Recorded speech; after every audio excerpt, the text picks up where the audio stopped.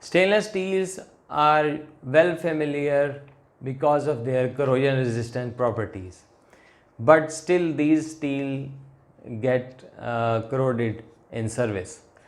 However, whatever the preventive measures have been made, or these are preserved, either cathodic protection or coating or protecting them from contact to other kind of metals or alloys, but still these can be corroded. And one particular reason for this kind of corrosion of stainless steel is the residual iron on their surface. This residual iron can be either produced metallurgically or mechanically. The metallurgical source of the production of free iron in stainless steel is that some ferrite is left, which is not converted to austenite during the welding process. And the mechanical source is that if the weld is just simply cleaned with a brush which is not, whose strands are not made with stainless steel. If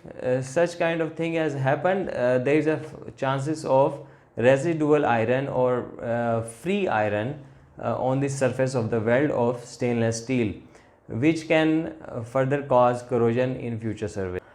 Ferroxyl etch test is designed to prevent such kind of corrosion damage to the surface of the weld in stainless steel. It is a very simple test which is very widely used in industry. I will just explain you this one. There are so many variants of this, but the most common one is done in accordance with ASTM A967 practice E. In this test method, two key reagents are used with distilled water, which are potassium ferricyanide and nitric acid. 70% concentrated nitric acid is used. How the solution is prepared? 10 gram potassium ferricyanide is mixed in 500 milliliter of distilled water, and then 30% of 70% purity nitric acid is added to the solution. The solution is stirred unless potassium ferricyanide completely mixes with the water, and then more distilled water is added to make the solution up to 1000 milliliter or 1 liter. This 1 liter of prepared solution is used to proceed with ferroxyl test. It is a very simple test to perform. How it is done? Solution is put on cotton swab or added to an atomizer, which is a spray bottle, and it is sprayed or swabbed over the surface of the weld. The operator waits for 30 seconds, and if the surface or a part of a surface turns blue, then it is suspected that free iron is present in that. If it does not turn blue in 30 seconds, then the test is supposed to be negative.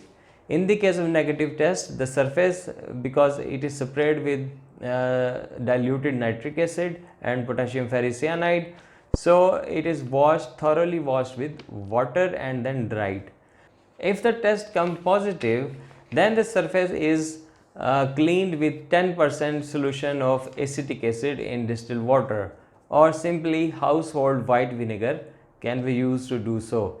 After cleaning with acetic acid solution, the surface is washed with water, and the passivation process or treatment can be repeated to again form the protective layer which will prevent stainless steel from oxidation in normal conditions.